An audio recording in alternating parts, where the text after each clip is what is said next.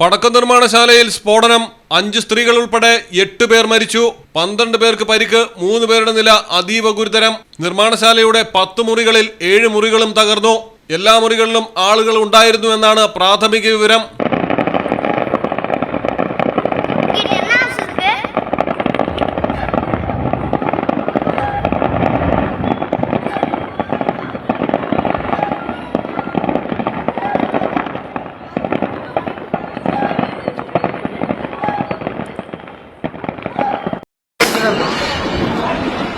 ശിവകാശിയിലാണ് അപകടം നടന്നത്. സുദർശൻ എന്ന പടക്ക നിർമ്മാണശാലയാണ് സ്ഫോടനത്തിൽ തകർന്നത്. സംഭവ സ്ഥലത്ത് ആളുകൾ കുടുങ്ങിക്കിടക്കുന്നുണ്ടോ എന്ന് പോലീസ് പരിശോധിക്കുന്നു.